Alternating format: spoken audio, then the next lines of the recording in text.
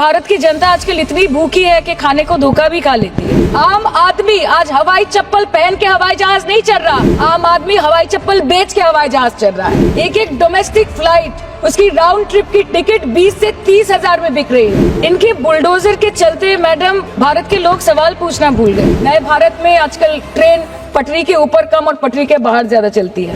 पहले आम आदमी पॉकेट में पैसा लेके बाजार जाता था और थैली भरकर सामान लाता था, लेकिन अमृत काल में आदमी थैली भरकर पैसा लेके जाता है और पॉकेट में आलू टमाटर प्याज लेके घर वापस आता है। ये बेटी बचाओ बेटी पढ़ाओ तो 10 साल पहले मोदी जी ने लॉन्च किया था, लेकिन उसके 80% पैसे सिर्फ पब्लिसिटी और मार्केटिंग और एडवर्टाइजमेंट में खर्च कर दिए। तो आपको अगर सब जगह से पैसा चाहिए तो मुझे ये बात समझ में नहीं आती कि लोग खुद के लिए आपको वोट देते हैं कि आपके फायदे के लिए वोट देते हैं। लोकसभा पे खर्च करके क्या फायदा मैडम, जब यहाँ पे विपक्ष को बोलने का अधिकार ही न हो। और आपके अमृत काल में The cost of medical treatment has been doubled in the last 5 years. Regularly लिए जाने वाले दवाइयों की कीमत 50% बढ़ गई। माननीय वित्त मंत्री ने पहले कहा था कि बहुत हो गई महंगाई की मार, अब की बार मोदी सरकार। और आज उनके विचार में inflation is an international problem, महंगाई एक अंतरराष्ट्रीय समस्या है। तो विश्व गुरु विश्व बंधु इस अंतरराष्ट्रीय समस्या का समाधान क्यों नहीं कर पा रहे? मैडम भारत में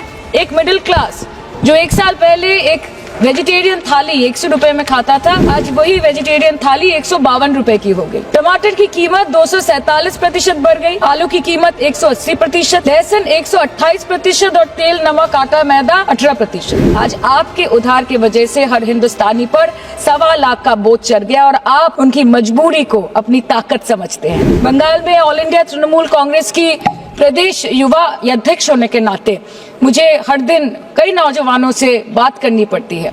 वो मुझे ये पूछते हैं कि मोदी जी ने हर साल 2 करोड़ नौकरी का वादा किया था, अर्थात 10 साल में 20 करोड़ नौकरी।